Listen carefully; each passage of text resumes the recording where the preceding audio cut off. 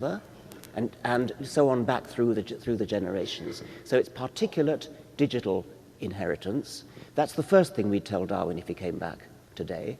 The second thing I think we'd tell him would be that in 1953, the molecular genetics revolution was ushered in, and from that point on we knew that genes are digital even within their very substance. A gene is like a length of computer tape. It really is exactly like a length of computer tape, except that instead of being binary, it's quaternary. That's a stunning result for evolution as well as for everything else. What it means is that every living creature has within every one of its cells a walking archive, a complete archive of digital information about its ancestry, in a sense, it's a coded account, I think you could almost say, of the environments in which the animals or plants' ancestors have lived. Now, that means that we can actually work out the family tree, something that Darwin could only have dreamed of. You can actually, for sure, given a bit more time, a bit more money, a bit more time to look at the detailed genomes of every creature, you could work out exactly who is the closest cousin of whom, the precise family tree, at least as far back as bacteria. After that it starts getting complicated because they start sharing genes I should say before that, they start sharing genes in a rather promiscuous fashion. It's interesting that you say the one thing Darwin got wrong. Now, was he just lucky, or was he really, really perceptive and clever? Because just about everything that he wrote about, humans coming out of Africa, sexual selection as well as natural selection, the various examples he gave, seemed to be spot on. Yeah, you can be lucky once or even twice, but Darwin got it right too many times. He wasn't lucky, he was absolutely brilliant. What was the source of that, do you think? Did he have the right education? Well, he didn't really, did he? The odd thing is, I mean, he was very unmathematical, which is an odd thing. I mean, you'd expect, wouldn't you, that somebody mathematical would have been, would have got it. He was a naturalist. He traveled as a young man. He was immensely observant. He was hugely thoughtful. He really, really burrowed down to get to the bottom of a problem and to really understand it clearly and explain it to other people clearly. He was a deep, deep thinker. Do you think all that time on the Beagle was good? You know, he had plenty of time to sit and think. Yes. Most of us don't have that luxury. We're That's true, and that luxury and persisted throughout his life because he came of a wealthy family, so he never had to earn his living, and he was therefore free to retire to the country and just think and correspond with people all over the world. He had a huge correspondence with naturalists all over the world. So he never had to go into London and earn his daily crust. He just sat at home and thought and wrote and did some experiments. And on the Beagle too, he had time to think. He didn't actually get the idea of natural selection on the Beagle. That came afterwards. So one of the things that I struggle to get across to non-scientists is that science isn't just a body of wisdom that's handed down, you know, from teacher to student. It's an ongoing process. There's a huge number of things we don't understand, and at any given time, we scientists are learning just as much as we're teaching. So if a young person was going to go into biological sciences today, what are the hot topics? What are the areas that come out of evolutionary theory that are being investigated? Where might the progress lie in the next 10 years? Well, I suppose a major piece of progress would be the first starting point before evolution got going in the first place. We'll come on to that in a moment. The origin of life would be one very important question, completely unknown at present.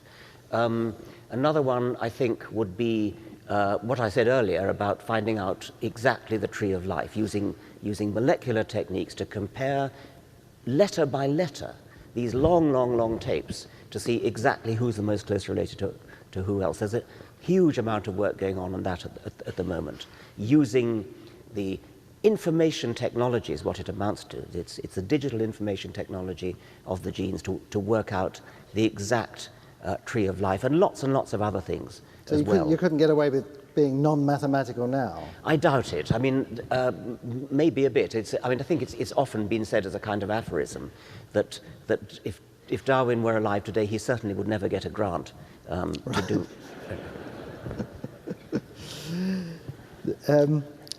He never completed his degree at university. Did it? Oh no, I realise that. That's right. Yes. Now, about 25 years ago, I was asked to take part in a conference in London called The Value of Useless Research, and a colleague of mine said I was eminently qualified to talk at this.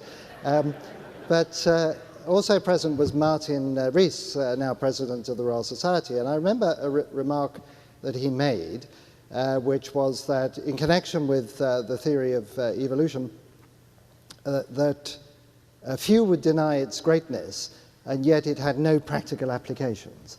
Now that's no longer true, is it? No. And by practical applications, I mean, is somebody making any money out of applying Darwinian principles? Well, I suppose you could say that much of agriculture is applying Darwinian principles and has been for thousands of years. Medicine is becoming, or should be becoming, and is increasingly becoming Darwinian.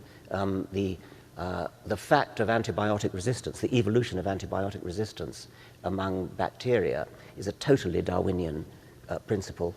I was very irritated to go into my doctor's waiting room a few months ago and saw a pamphlet which was to encourage people to carry on with their course of antibiotics until the end. And it said, because bacteria are clever. What a missed opportunity to educate people in natural selection. I mean, if I were a patient who read bacteria, I said, of course bacteria aren't clever. That's ridiculous. I'm going to ignore the advice. But if you use it as an opportunity to explain natural selection, it's hugely important. If doctors had thought in Darwinian terms when antibiotics were first invented, they would have guessed that you had to be extremely careful about the evolution of antibiotic resistance. Then there are these genetic algorithms that people use to design things in engineering, which are really, in effect, based on Darwinian principles. Yes, there's a whole industry of using Darwinian principles to design power stations, to design diesel engines, to design all sorts of things. What you do is you mutate the instructions for making your power station or your diesel engine nozzle or whatever it is, and then select the ones which are most effective in doing the job that they are. And many genetic algorithms actually invoke sex as well. So you have separate genomes and then you cross them over in just the same way as chromosomes cross over, and then select the most efficient progeny.